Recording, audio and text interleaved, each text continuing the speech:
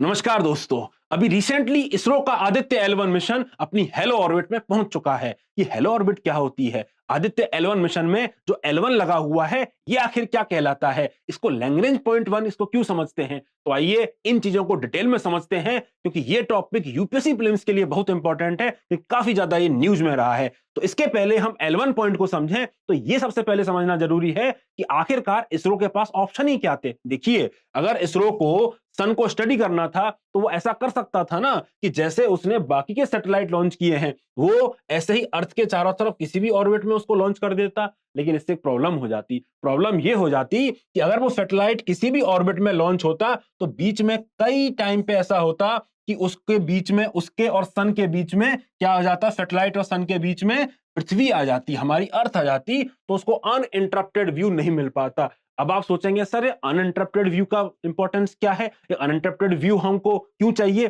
देखो दोस्तों, एक्चुअल में जो हमारा आदित्य L1 मिशन है, वो सन की डिफरेंट कैरेक्टरिस्टिक को स्टडी करने का प्रयास कर रहा है।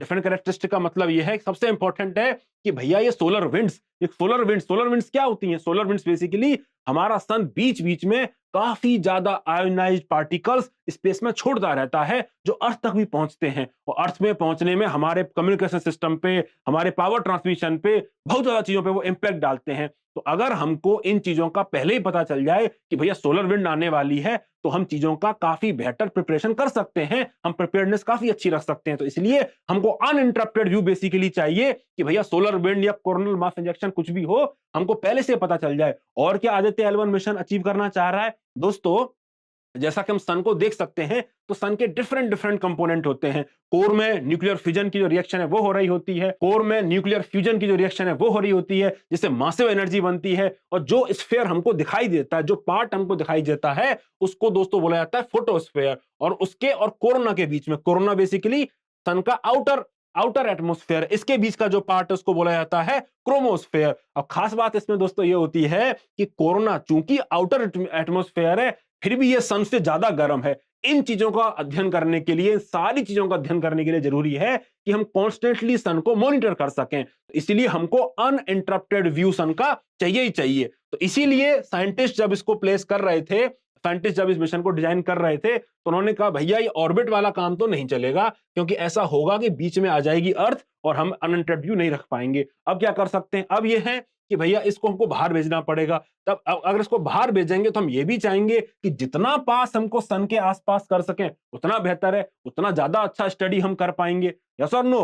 मतलब पृथ्वी से दूर करते जाएं और सन के पास भेजते जाएं, जितना सन के पास रहेगा उतना अच्छा हम स्टडी कर पाएंगे।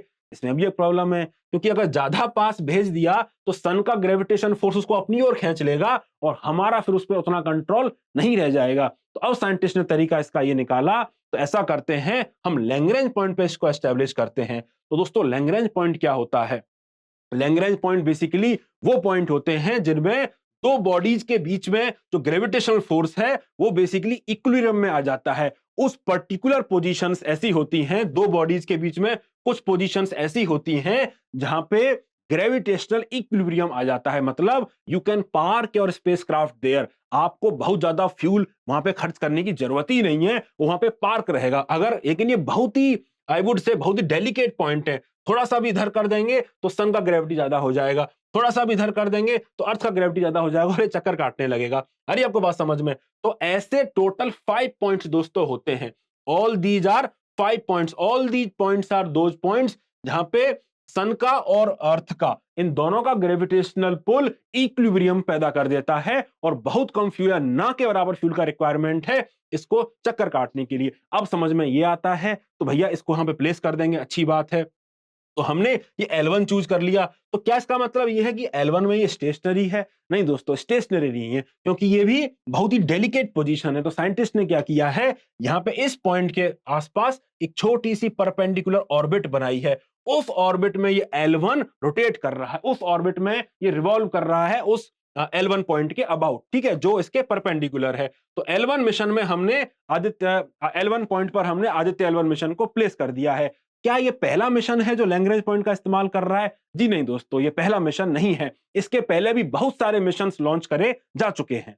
नहीं दोस्तों, ये पहला मिशन नहीं है। इसके पहले नासा और यूरोपियन स्पेस एजेंसी के जॉइंट एफर्ट से Soho mission and Lisa path finder mission भी इसी L1 पॉइंट पर स्टेशन करे जा चुके हैं। अच्छा, आप ध्यान दे सकते हैं कि एक तो हमारे पास L1 पॉइंट है, एक L2 पॉइंट भी है। L2 पॉइंट पे भी ग्रेविटेशनल इक्विलिब्रियम मेंटेन रहता है, लेकिन इसमें क्या खास बात है? इसकी खास बात यह है कि इसमें अनइंटरप्टेड व्यू आता है आउटर स्पेस का। यहां पे अगर आप किसी स्पेसक्राफ्ट को रख देंगे तो उसको अनइंटरप्टेड व्यू आएगा आउटर स्पेस का, ना उसमें सन आएगा ना उसमें अर्थ आएगा। आ रही है आपको बात समझ में?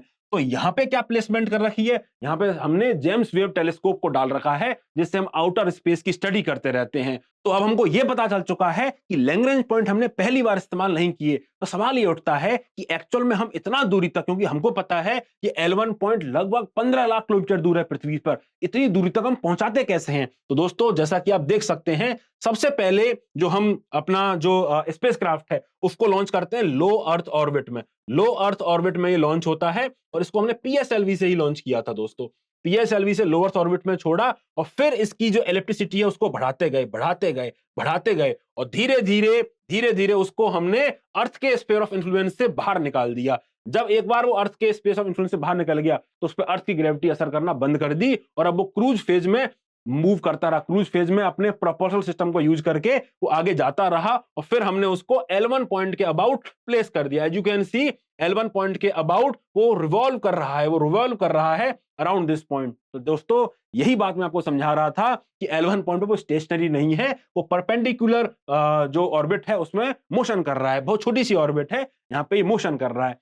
तो आई होप आपको लैग्रेंज पॉइंट समझ में आ गए होंगे। साइंटिस्ट को लैग्रेंज पॉइंट की आवश्यकता क्यों पड़ी ये समझ में आ गया होगा, और अल्टीमेटली आदित्य L1 मिशन सन का किन किन चीजों का स्टडी करने वाला है ये भी आपको समझ में आ गया होगा। तो बताइए कमेंट सेक्शन में आपको वीडियो कैसा लगा। मिलते हैं अगले वीडियो में जल्दी ही, तब तक के लिए बाय बाय, टेक केयर।